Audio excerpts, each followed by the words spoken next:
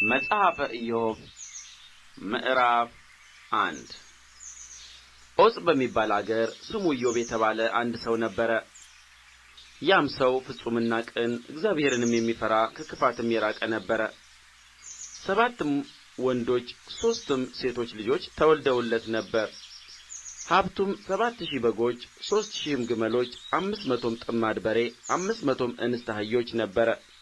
እጅግ ብዙም ባሪያዎች ነበሩት። ያም ሰው በምሥራቅ ካሉ ሰዎች ሁሉ ይልቅ ታላቅ ነበረ።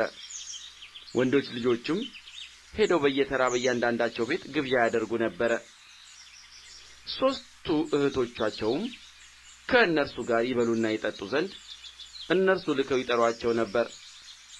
የግብዣውም ቀኖች ባለፉ ጊዜ ኢዮብ ምናልባት ልጆቼ በድለው እግዚአብሔርንም በልባቸው ሰድበው ይሆናል ብሎ ይልክና ይቀድሳቸው ነበር። ኢዮብም ማልዶ ተነሣ፣ እንደ ቍጥራቸውም ሁሉ የሚቃጠል መሥዋዕት አቀረበ።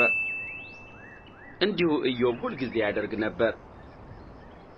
ከዕለታት አንድ ቀን እንዲህ ሆነ። የአምላክ ልጆች በእግዚአብሔር ፊት ለመቆም መጡ። ሰይጣንም ደግሞ በመካከላቸው መጣ። እግዚአብሔርም ሰይጣንን ከወዴት መጣህ አለው። ሰይጣንም ምድርን ሁሉ ዞርኋት፣ በእርስዋም ተመላለስሁ ብሎ ለእግዚአብሔር መለሰ። እግዚአብሔርም ሰይጣንን በውኑ ባሪያዬን ኢዮብን ተመለከትኸውን?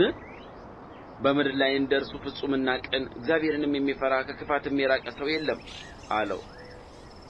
ሰይጣንም ለእግዚአብሔር እንዲህ ብሎ መለሰለት፣ በውኑ ኢዮብ እግዚአብሔርን የሚፈራ በከንቱ ነውን?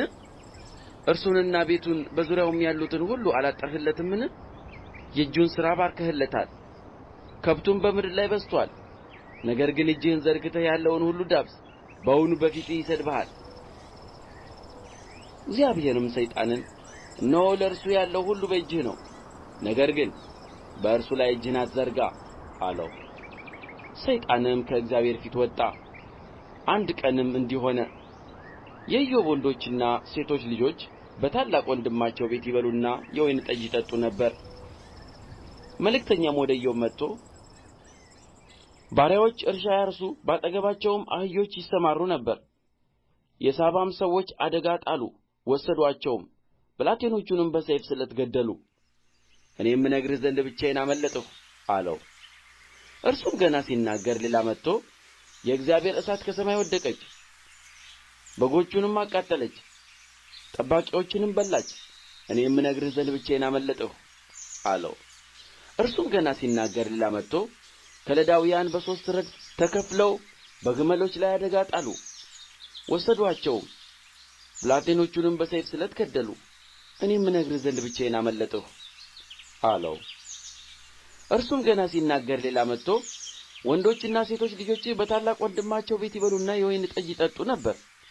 እነሆም ዐውሎ ነፋስ ከምድረ በዳ መጥቶ የቤቱን 4ቱን ማዕዘን መታው፣ በብላቴኖቹም ላይ ወደቀ፣ ሞቱም። እኔም እነግርህ ዘንድ ብቻዬን አመለጥሁ አለው። ኢዮብም ተነሣ፣ መጐናጸፊያውንም ቀደደ፣ ራሱንም ተላጨ፣ በምድርም ላይ ተደፍቶ ሰገደ፣ እንዲህም አለ፣ ራቁቴን ከእናቴ ማኅፀን ወጥቻለሁ፣ ራቁቴንም ወደዚያ እመለሳለሁ። እግዚአብሔር ሰጠ፣ እግዚአብሔርም ነሣ፣ የእግዚአብሔር ስም የተባረከ ይሁን።